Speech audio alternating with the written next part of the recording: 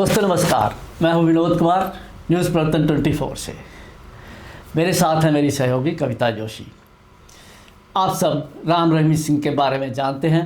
हरियाणा के सिरसा में डेरा सच्चा सौदा नाम से मशहूर 4 जनवरी को एक खबर आती है कि राम रहीम को फिर से पैरोल पर छोड़ दिया गया है 40 दिन के लिए। ये कोई नई बात नहीं थी, पहले भी कई बार ऐसा हुआ है। आपकी जानकारी के लिए बता दें कि राम रहीम सिंह बलात्कार के 2 केसेस में और एक मर्डर केस में सज़ा याफ्ता हैं उम्र कैद की, और हरियाणा के रोहतक की जेल में वो नज़रबंद हैं। आगे बढ़ने से पहले नज़र डालते हैं राम रहीम के सफ़रनामे पर। साल 1967 में राजस्थान में उनका जन्म होता है और 7 साल की उम्र में वो अनुयायी बन जाते हैं डेरा सच्चा सौदा के, और 23 तक पहुँचते पहुँचते यानी कि 23 साल की उम्र में वो उसके मुखिया बन जाते हैं डेरा सच्चा सौदा के।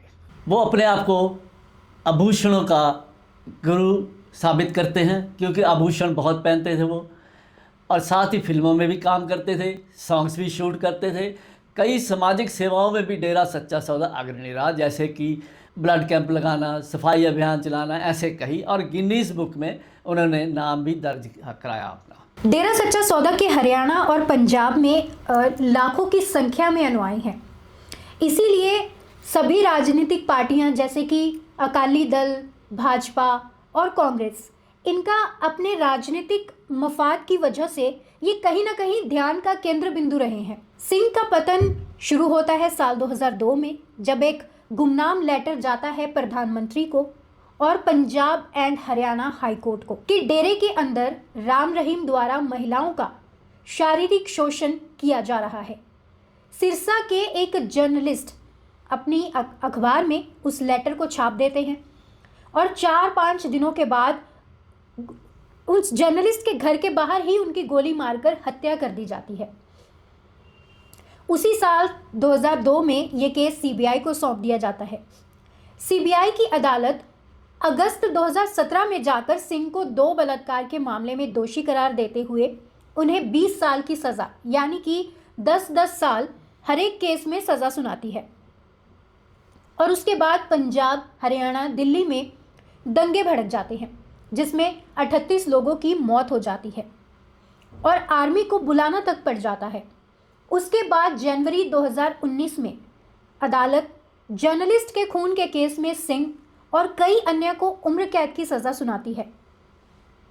अक्टूबर 2021 में सीबीआई अदालत सिंह और कई अन्य पर डेरे के मैनेजर की हत्या के लिए मुकदमा चलाती है, जिसे हाईकोर्ट खारिज कर देता है, और जो सामने आया कि ये केस सुप्रीम कोर्ट में सुनवाई के लिए लंबित है। ये वही डेरे के मैनेजर थे जिनकी अपनी बेटी के साथ डेरे में बलात्कार हुआ था। इसके अलावा सिंह पर यह भी मुकदमा चल रहा है कि उसने परमात्मा के और नज़दीक लाने के नाम पर कई पुरुषों की नसबंदी तक करा दी, लेकिन इस आरोप को राम रहीम खारिज करते हैं। दोस्तों, राम रहीम की पैरोल पर आने की दोबारा से इस बार कोई नई बात नहीं है। इससे पहले भी वो 2017 से लेके 2025 तक 14 बार 387 दिन के लिए पैरोल पर छोड़े जा चुके हैं। अगर हम पैरोल के समय की समीक्षा करें तो पता चलता है कि लगभग सभी पैरोल का समय कहीं ना कहीं चुनाव का होना होता था। अब चूँकि हरियाणा में भाजपा की सरकार है, तो निश्चित रूप से कहा जा सकता है कि भाजपा अपनी राजनीति की बिसात के लिए डेरा सच्चा सौदा को यूज़ कर रही है। 2022 से चुनाव देखें तो उस समय भी 3 से 7 फरवरी चुनाव थे और 21 दिन के लिए बाबा राम रहीम को पैरोल दे दी जाती है। बाबा जो डेरा है, ये डेरा सच्चा सौदा, वो भाजपा को कोई सीट तो नहीं दिला पाया, लेकिन वोट प्रतिशत भाजपा का जरूर बढ़ा, और इस बात की संभावना से इनकार नहीं किया जा सकता कि इसमें डेरा सच्चा सौदा का योगदान भी रहा होगा। पंजाब के अंदर 9000 के करीब डेरे हैं, जिनमें से कुछ डेरों की ही फॉलोइंग है काफ़ी ज़्यादा। उसमें डेरा सच्चा सौदा एक है। ये कहा जाता है कि पंजाब की 117 सीट है, जिसमें मालवा बेल्ट जिसमें 69 सीट हैं, और डेरा सच्चा सौदा का मालवा के अंदर काफ़ी प्रभाव है, और 40 सीटों को ये डेरा सच्चा सौदा उसके फॉलोअर्स द्वारा अफेक्ट करता है। इसलिए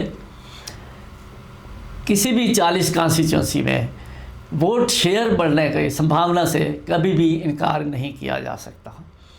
2027 के पंजाब के जो चुनावों में डेरे की भूमिका क्या रहेगी, क्या वो सीट दिला पाएगी भाजपा को या वोट शेयर कितना बढ़ा पाएगी, इसका आकलन तो सिर्फ उसी समय ही हो सकता है, नतीजों के समय यानी कि। जी, भाजपा ऐसा लगता है कि वो किसी भी तरीके से पंजाब में सत्ता हासिल करना चाहती है और इसके लिए वो साल 2024 से प्रयासरत है, जब उसने पंजाब में अपना संगठन मजबूत करना शुरू किया।